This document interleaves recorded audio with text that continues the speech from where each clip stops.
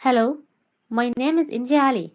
Today, I'm going to talk about green computing. I divided my presentation into 5 parts. There are what's green computing, what's the importance of green computing, pros and cons, how to achieve green computing, and how the companies and governments seek to achieve it.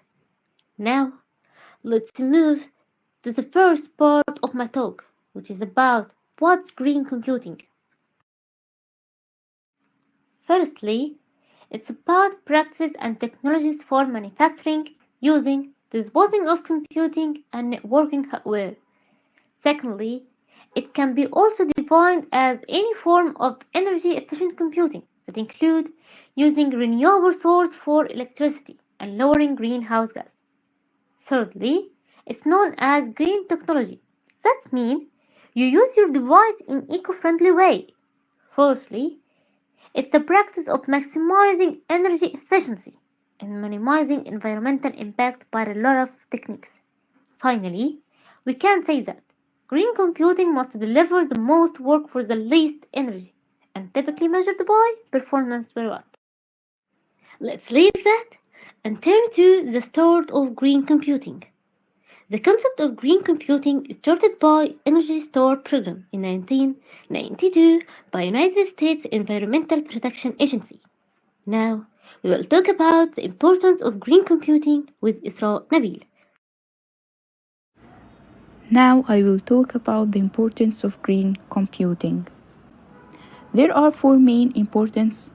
First one and the most important one is to protect environment. Second one, to reduce energy consumption, like when you turn power save mode in your device, then you apply green computing. Another one, application for green computing when you put it in sleep mode. Third one, to reduce global warming. And finally, the last one, to recycle the waste of production. Now we will talk about the pros and cons of green computing with Isra Adil. We have many pros and cons to green computing, but the first pro we have is that green computing is important for all classes of systems ranging from handheld systems to large-scale data centers. The second pro we have is that the performance sometimes suffers, but green computing is not odds with performance. Green computing can still be high performance. The third and final pro we have is that the goal of green computing are similar to green chemistry, which aims to reduce the use of hazardous materials.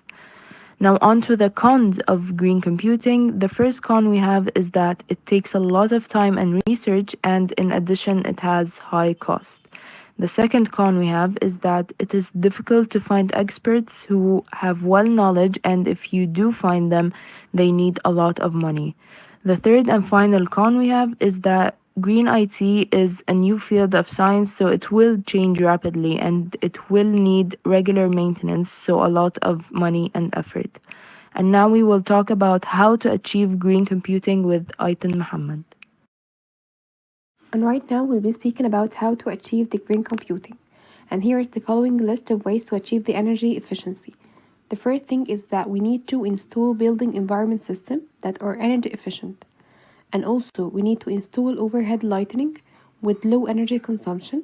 And we should buy also energy efficient servers, switches, laptops, desktop, printers, and other equipments, of course. And to install the energy efficient windows and doors that have reflective glass to reduce the heat. And to turn off systems that are not performing scheduled work. Also, we should be explaining to senior management the importance of the green computing and to make sure that we should be having their support. And also, we should be choosing the equipment that will consume the least amount of energy as possible. And we're having examples for these are the netbooks, the laptop, and desktop computer as well. The first thing that we're going to speak about is the netbook, which uses less energy than the laptop, and the laptop also uses less energy than the desktop computer. And right now we'll be speaking about how companies and governments try to achieve the green computing. First of all, there are many companies that are trying their best in order for them to achieve the green computing. For example, for these companies is Apple, Intel, Google, IBM, Dell, and Microsoft. The first thing, Apple, which is building a new corporate center plans to use the wind turbine technology to consume less energy. And also the IBM has also identified systems that can reduce the energy usage, heterogeneous structure, for example, by bringing framework like graphics and processing units as well. And as I've already spoken about the companies, right now I'll be speaking about the governments that are trying their best in order for them to reduce heat as much as possible. And the governments had held many conferences such as the Rio Conference, the World Summit on Sustainable Development, and last but not least the COP27. Let's first start by the Rio Conference. It's also known as UNCID in Brazil in 1992. And we're having the World Summit on Sustainable Development. It's in Johannesburg in 2002. And also we have the COP27. It's the United Nations Climate Changes Conference. It was held in Egypt in 2022. It was actually 1 month ago, and it was really great pleasure to be happening here in Egypt.